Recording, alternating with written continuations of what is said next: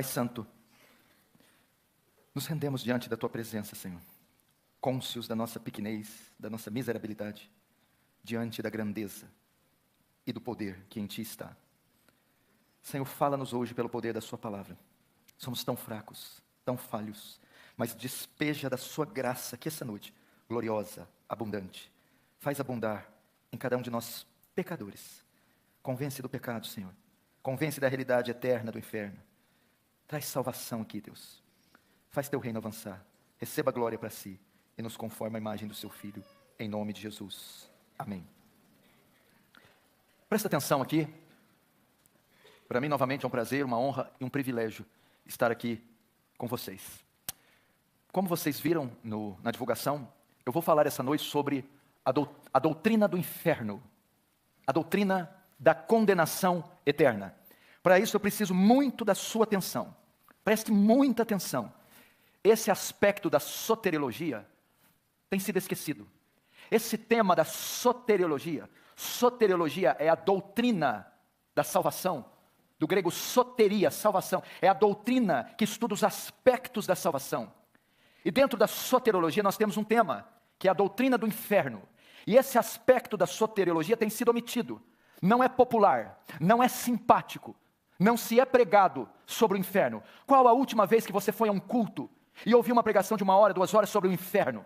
Qual a última vez que você foi a uma livraria e viu livros escritos sobre o inferno? Foi em uma conferência, um simpósio, um congresso sobre o inferno. Esse aspecto tem sido omitido, negligenciado, não tem sido pregado.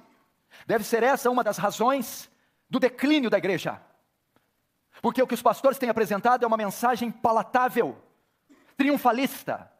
Só querem falar de vitória, bênção, prosperidade e cura, como se a Bíblia só consistisse disso. Só isso.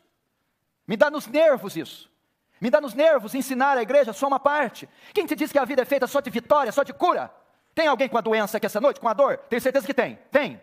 Se Deus curar essa doença aí, hoje, agora, você nunca mais vai ficar doente? Acabou? Não, meu filho. A doença faz parte da vida caída em Adão. Se essa conta que você tem aí, pagar ela hoje, você nunca mais vai ter conta?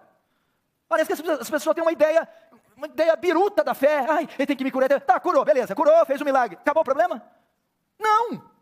Você vai ter um atrás do outro, um após o outro, dívida, e crise, e problema, e luta, e tentação, e assim é até o último dia da vida. Ao invés de nós buscarmos essas coisas, devíamos estar buscando o quê?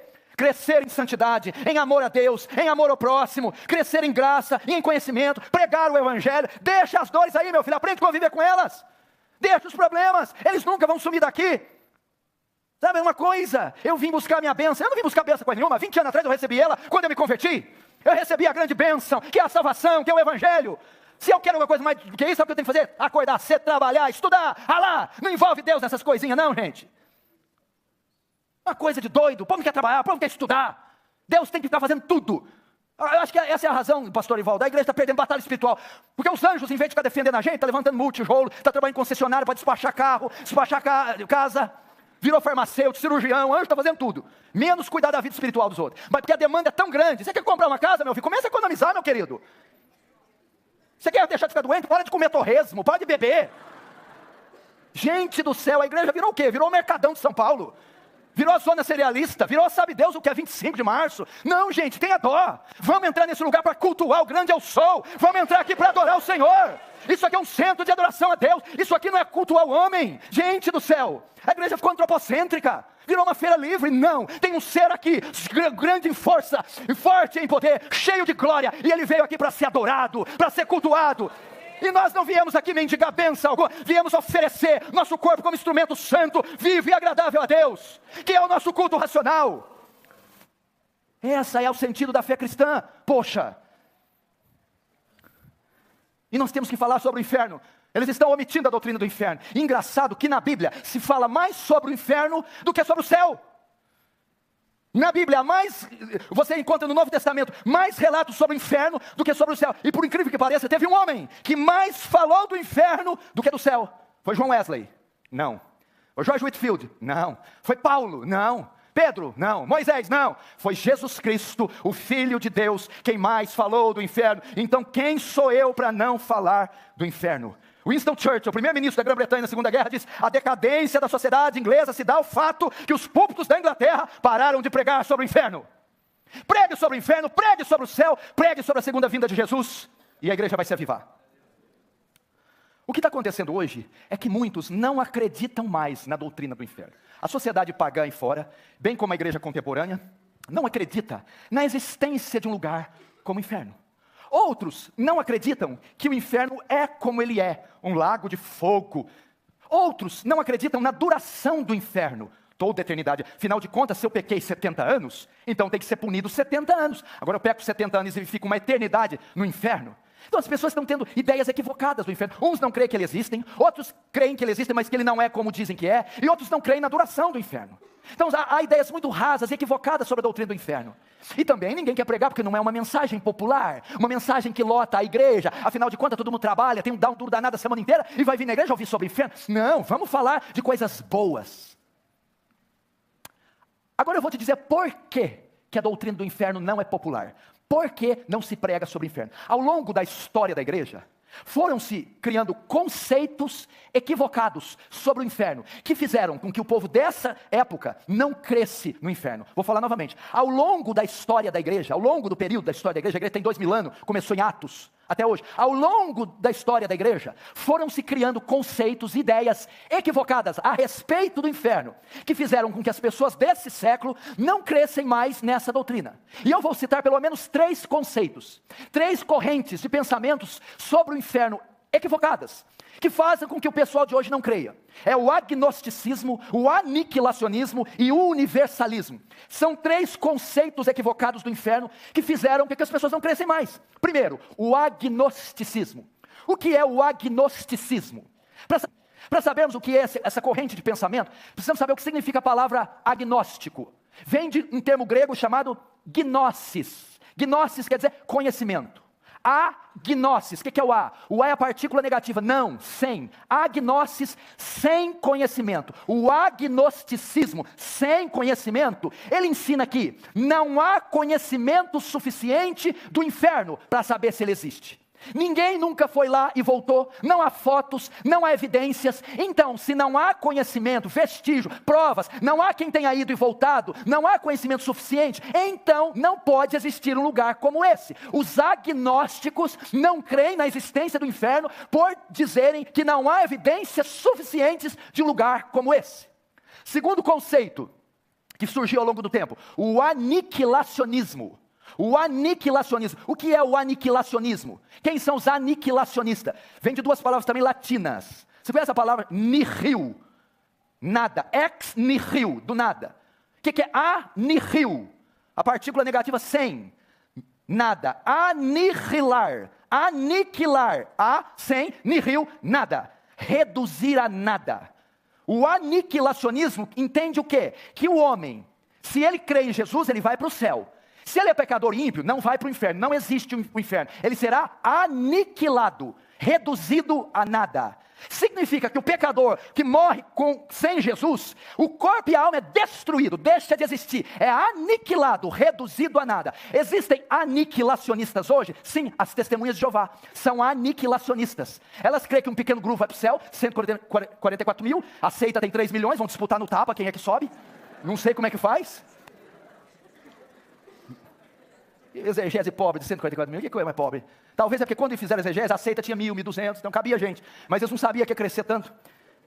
Os aniquilacionistas creem nisso. Existem aniquilacionistas? Sim, as testemunhas de Jeová. Existem agnósticos hoje, sim, os ateus. Muitos ateus são agnósticos. E há uma terceira corrente de pensamento equivocado sobre o inferno. Essa é que está na moda. Está assim de crente que crê. Os universalistas. O universalismo vem da palavra kata e holos. Quer dizer junto e todos. Todos juntos. O que o universalismo ensina? Que no final dos tempos, quando Deus redimir a terra e dar ela totalmente ao governo de Cristo, todos serão salvos, todos, os crentes e os descrentes, os justos e os ímpios, todo mundo vai para o céu. O universalismo chega a dizer o absurdo, que no final dos tempos, até o diabo será salvo. Deus vai abrir o inferno e sai, capetada, vai todo mundo para o céu. O universalismo crê nisso. que os santos, justos e os injustos vão ser salvos. Quem estudou, não estudou para a prova, no final todo mundo vai passar de ano. É o sonho de qualquer brasileiro estudante. Por quê? E por incrível que pareça, um dos maiores exegetas do século XX, John Stott, era universalista, por causa de Atos 3:19 e Efésios 1:9, segundo o seu beneplácito que propuseram em Cristo, de fazer convergir nele, na dispensação da plenitude dos tempos, todas as coisas, tanto nos céus e na terra. O Atos 3:19-21 diz que o qual convém que o céu contenha, até os tempos da restauração, de tudo, dos quais falou Deus pela boca dos seus profetas. Por causa de um termo grego aqui, apocatástase, a restauração de todas essas coisas. Alguns exegetas, alguns teólogos entendem que este verbo grego significa que no final, Deus vai restaurar tudo através de Jesus e vai salvar todo mundo. Então vai entrar no céu toda a raça humana, desde Adão, todos receberão perdão, quem crê, quem não crê, o justo, o ímpio, até Satanás. Por incrível que pareça, na igreja de Cristo, se é que podemos chamar de igreja de Cristo, está assim de universalistas. Agora, existe um quarto conceito. É o conceito bíblico, a visão bíblica do inferno. Existe sim um lugar de sofrimento consciente da alma e eterno, chamado inferno. Existe um lugar de sofrimento consciente da alma e eterno, chamado inferno. Esse é o conceito bíblico. A doutrina do inferno não é exposta e ensinada claramente no Antigo Testamento. É no Novo Testamento que vamos ter ideias mais claras sobre o inferno. Paulo em suas cartas faz menção da doutrina do inferno. João fala em Apocalipse da doutrina do inferno. Mas é Cristo quem propicia o mais amplo ensino sobre o inferno. Em Mateus 5:22, ele diz do fogo do inferno. Mateus 5:29 e 30 diz que a punição será mais severa no inferno do que perder um membro do corpo. Mateus 7:19 diz que a árvore que não produz fruto será lançada no inferno. Mateus 8:12 diz que serão lançados nas trevas exteriores. Mateus 13:40, 50, a parábola do joio diz que no final serão lançados no inferno. Marcos 2:42, 48 diz que é o lugar onde o verme não morre, o fogo não se apaga. E na parábola dos talentos, das bodas, das ovelhas, ele diz para aquele que condena que irão para o inferno.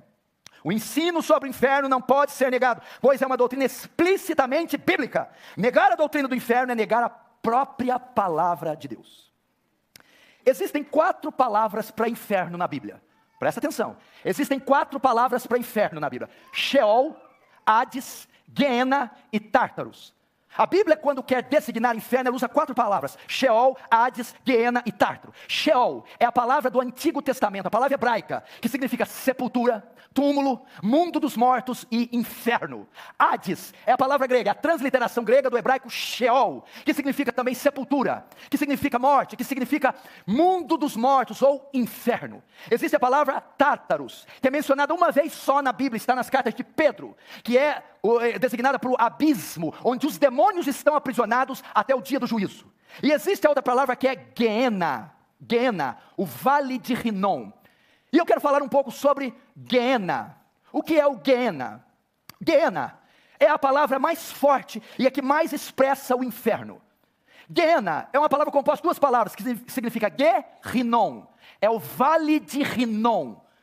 O que é o Vale de Rinom? Essa palavra era usada no Antigo Testamento para designar o Vale de Rinom. O Vale de Rinom é no local onde o rei ímpio Manassés queimava seus filhos ao deus Moloque. É no lugar onde os reis pagãos e Manassés erigiam uma estátua de um deus chamado Moloque e colocavam fogo dentro e jogavam crianças para serem incineradas, oferecidas a Moloque, eram queimadas. Manassés ofereceu seus filhos para serem queimadas ao deus Moloque. Jeremias 7 chama o Vale de Rinom de Vale da Matança. No Novo Testamento, na época de Jesus, onde era o Vale de Rinom? Para que ele servia? Na época de Jesus, o Vale de Rinom era o lixão da cidade de Jerusalém. Jerusalém, uma grande cidade, depositava o seu lixo em um vale, no Vale de Rinom. E o que acontecia lá? Lá era depositado lixo orgânico e inorgânico. Era jogado papel, tecido, comida, animais mortos, pedaços de membros amputados humanos e corpos humanos eram jogados no Vale de Rinom, no lixão. A quantidade de lixo o que fazia? O que os lixões fazem para dar cabo do lixo? Incineram, atiram fogo para que o lixo se consuma. A quantidade de lixo que o Vale de Rinom, o lixão de Jerusalém, recebia era tão grande que o fogo nunca apagava, sempre estava recebendo lixo, de modo que o fogo estava constantemente pegando. E aquele fogo queimava o quê? Lixo, animais e cadáveres de homens, cheios de verme. Por isso Jesus vai dizer, onde o fogo não apaga, a ferida não cicatriza e o verme não morre. Quando Jesus quis expressar para os judeus o que é o inferno, ele diz, olhe para o vale de Rinom. O inferno é como ele, onde o fogo não apaga, onde o verme não morre, a ferida não cicatriza e corpos queimarão constantemente. Isso é o inferno, o lugar onde o lixo da humanidade será colocado. Vocês entenderam? Agora vamos entender, quem morre hoje, vai para onde? Quem morre hoje com Jesus, o crente, se morrer hoje, vai para onde? O corpo vai para a sepultura, a alma vai para o céu. Não existe doutrina do sono da alma, ninguém fica dormindo no túmulo. Essa ideia de dormir, de sono da alma, vem da interpretação errada da carta de Paulo aos Tessalonicenses. Irmãos, não quero que sejais ignorantes a respeito dos que dormem. Quando Paulo fala dorme, ele está usando um eufemismo. O que é um eufemismo? É usar uma palavra mais leve no lugar de uma palavra grave, para não ofender. Por exemplo, quando alguém da sua família morre, ninguém liga lá, seu pai morreu. É muito forte falar, seu pai partiu. É um eufemismo, seu pai faleceu. Você usa uma palavra mais leve no lugar de uma palavra grave. Então Paulo, para consolar os tessalônicos que estavam sensíveis, diz, não sejam ignorantes a respeito daqueles que dormem, daqueles que estão mortos, que morreram. Então não tem ninguém dormindo. Quem morre hoje com Cristo, vai para o céu. Qual a base bíblica? A passagem da crucificação, quando o ladrão diz para Jesus, mestre, lembra-te de mim quando entrar no teu reino. Jesus diz, em verdade, verdade te digo, hoje mesmo estará comigo no paraíso. O ladrão quando morreu na cruz, o corpo foi para onde? Para o túmulo. A alma, para o céu, para o seio de Abraão, para o paraíso, para a bem-aventurança celeste. Jesus, quando morreu, o corpo foi para onde? Para a sepultura, que José de Arimateia comprou. E a alma? Para o paraíso. O ímpio, sem Jesus, quando ele morre, para onde ele vai? O corpo do ímpio vai para a sepultura. E a alma? Vai para o Hades. Hades. O que é o Hades? O Hades é o lugar que os ímpios estão, as suas almas estão lá. Estão sofrendo. Se você conhece um ímpio que morreu mês passado, o ano passado, 10 anos atrás, há 10 anos ele está no Hades. Há 10 anos ele está no suplício. Está lá. E o Guiena, presta atenção. O Hades é um lugar que só a alma está. O Guiena é um lugar que está o corpo e a alma. Quando você vai para a parábola do rico e Lázaro, a Bíblia diz que o rico está no Hades, porque só está a alma. Quando você vai para Mateus 10, onde eu disse, lá a palavra grega não é Hades, é Guiena. Por quê? Porque Jesus diz, vai perecer tanto a alma quanto o corpo. O Guiena é para depois da ressurreição, é o lago de fogo, é o que está em Apocalipse 20, a morte, a besta, o inferno, todos que não foram achados escritos no livro da vida, serão lançados no Guiena, no lago de fogo. É assim, quando Jesus voltar, o justo vem do céu e o corpo dele ressuscita. E alma e corpo se unem em um corpo glorificado para estar para sempre com Jesus nos céus. Entendeu? O corpo do justo se decompôs, está na sepultura. A alma está no céu. Com a volta de Jesus ocorre a ressurreição. Aquele corpo se recompõe e encontra com o Espírito. E se une Espírito e corpo glorificados, incorruptíveis, para estar com Jesus no céu. O ímpio, quando Jesus voltar, a ressurreição do ímpio, o corpo se refaz e a alma sai do Hades e se unem corpo e alma, para não estar no Hades agora, mas agora para o Guiena, para o lago de fogo, onde corpo e alma estarão. Agora, quem está no Hades? Todos que morreram sem Jesus. Quem está agora no Guiena? Ninguém. Tem uma fita lá, não foi inaugurada ainda. Quem será o primeiro que vai inaugurar o Guiena? Isso não é caso de rir, não. Quem será o primeiro a cortar a fita? Para entrar no Guiena. Na volta de Jesus, o corpo ressuscita, a alma sai do Hades, para estar no lago de fogo. Por que Jesus deu a ideia do vale de Rinom, do lixão? Que a ferida não cicatriza, o verme não morre, o fogo não se acaba. Porque os condenados receberão corpos indestrutíveis. Eles vão desejar morrer no inferno, mas não morrerão. Terão corpos indestrutíveis no inferno. E ficarão lá, pelos séculos, dos séculos, dos séculos, dos séculos. Quantos estão entendendo? Diz amém. Amém. Essa é a doutrina do inferno. Agora, vamos ver algumas características do inferno. Como é esse lugar? Tem gente que fala que o inferno é aqui, inferno bom com boate, com escola gelada. Inferno, como é esse lugar? Vamos ver algumas características que a Bíblia traz. Abre comigo em Lucas capítulo 16.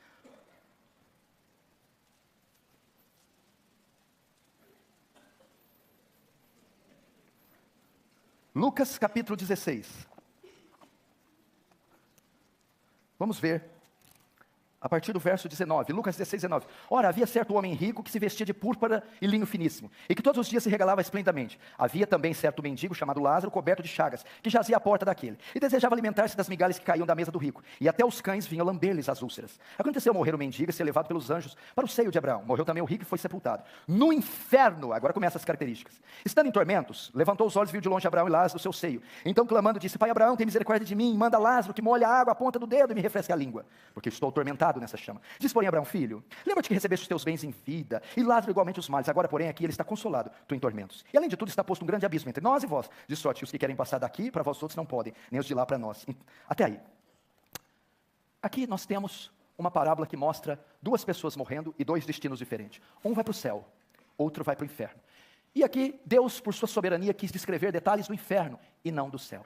Primeiro, primeira característica do inferno. A Bíblia fala aqui, no verso 22, vê se é isso mesmo, verso 22, está escrito a palavra tormentos, vê se é isso, 23, tormentos. Veja só, primeiro, característica do lugar, é uma colônia de férias do inferno, um lugar que vai ter loiras bonitas com álcool, e uma boate, igual aquela do Blade, descendo sangue para os vampiros, aquela coisa. A Bíblia diz que o inferno é um lugar de tormentos. O inferno é um lugar de sofrimento. Sofrimento. Notem que ele usa o plural. Tormentos no plural. O que significa tormentos e sofrimento? O inferno é o local onde vai haver o completo despejar da ira de Deus sobre o ímpio. Isso é o inferno. Apocalipse 20, 10. E o diabo que os enganava foi lançado no lago de fogo e enxofre, onde então a besta e o falso profeta de dia e de noite serão atormentados. Mateus 25, 41, 46 diz, então dirá também aos que estiverem à sua esquerda, apartai-vos de mim, malditos, irão estes para o tormento eterno. Você tem ideia do que é isso? Sofrimento. Eu não sei, há especulações quanto se é fogo literal, o que é a substância do inferno, se vão queimar, torrar, não sei uma coisa, eu sei, o inferno é o completo despejar da cólera, da ira de Deus. Só para você ter uma ideia, o que pode ser o inferno? A Bíblia diz em Apocalipse 14 que os tais beberão do vinho, do furor, do lagar, da ira do Deus Todo-Poderoso. Usa o termo lagar. O que é lagar? O lugar que faz uva. É um compartimento, um caixote.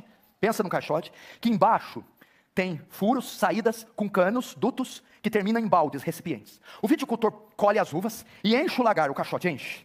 Depois ele salta lá dentro e começa a pisar as uvas.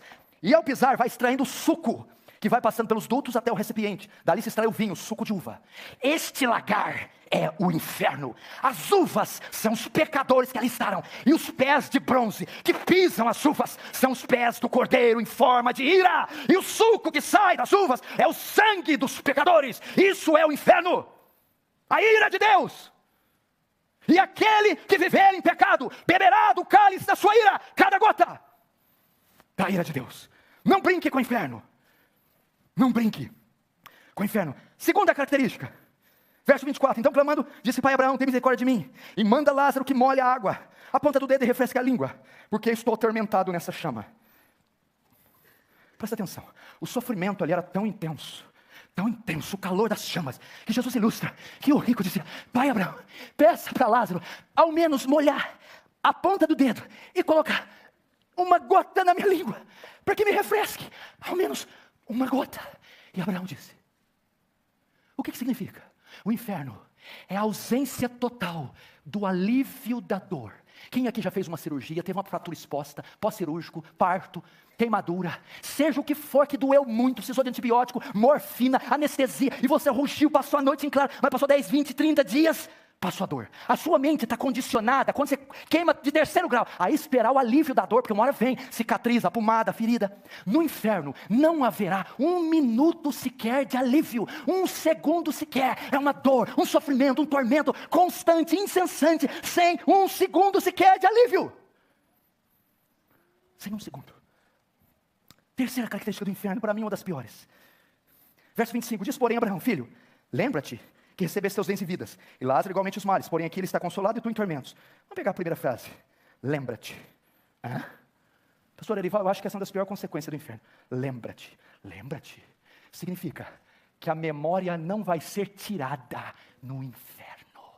Você se lembrará da tua mãe, do teu pai, que tanto orou por você, da tua esposa, marido ímpio, que convidou você para ir no culto e você não foi, que pediu para você ler a Bíblia e você não leu, que pediu para você mudar o seu jeito e você não... A memória não será tirada. Você se lembrará do Evangelho, se lembrará da Escritura. Você, se caso for para lá, se lembrará deste culto aqui. Você que me vê pela TV, pela internet, se lembrará destas palavras. Então a memória irá comichar no inferno, vai se lembrar das oportunidades que teve, de fazer o bem e não fez, de receber o Evangelho e não recebeu, de crer e se arrepender e não creu, de abandonar o pecado, o vício, a droga e não o fez. Então lá se lembrará de cada cena. Quer juízo pior que esse? Quarto, verso 26. E além de tudo está posto um grande abismo entre nós e vós, de sorte que os que querem passar daqui para vós outros não podem, nem os de lá para nós. Quarta característica do inferno: você nunca mais estará na presença de um santo. Nunca mais verá um pastor. Nunca mais verá aquela mãe de oração. Nunca mais estará com a sua esposa. Nunca mais. Há um abismo entre o céu e o inferno. Nunca mais ouvirá um louvor. Nunca mais cultuará o Senhor. Nunca mais estará na presença de um homem ou uma mulher piedosa. E a Bíblia diz que os que de lá querem passar para lá não pode. Você vai buscar saídas no inferno, não há saídas. Uma porta para abrir, não há portas. Um muro para saltar, não há muros. Um túnel para entrar, não há túneis. Não há saída, é uma dimensão escura, negra, que tem caminho e porta só de entrada. Você gritará, mãe! Não tem mãe no inferno. Nunca mais verá um beija-flor, uma samambaia, um rio. Nunca mais verá uma rosa. Você esquecerá que existiu o amarelo, o vermelho. Você esquecerá do som, das cascatas, do céu, das esferas. Só escuridão e trevas. Quinta e pior consequência do inferno para mim, porque ela é a mistura de todos os anos, de todas as coisas. A duração do inferno. Quanto tempo que é a memória, a ausência do alívio, tormentos no plural? Quanto tempo vai ser sem estar na presença de um santo? Eternamente. Pelos séculos, dos séculos, dos séculos, dos séculos, dos séculos, dos séculos, dos séculos. De eternidade em eternidade, em eternidade. Infinito. Para todo sempre. Um dia um pastor me ilustrou o que é eternidade. Vai ter uma ideia, que nós não vamos ter ideia. Ele disse, imagina o monte mais alto do mundo rochoso, o K2 ou o Everest. O K2. São milhões de litros cúbicos de rocha vulcânica. Suponhamos que venha um beija-flor de 1000 e 1000 anos e dê 3 bicadas no Everest, no K2. Vem e dá 3 bicadas. Depois de 1000 anos ele volta e dá mais 3. Até ele consumir o monte inteiro. Quando acabar, coloca outro. Uma ideia de eternidade. Essa é uma ideia de eternidade. Irmãos, você que me assiste pela internet, vocês que estão aqui, que relevância você tem dado a isso? Você está preocupado com o quê? Se o financiamento vai ser aprovado? Se vai dar certo o noivado, o casamento? Você está preocupado com a saúde do corpo? Ou o passeio que vai dar?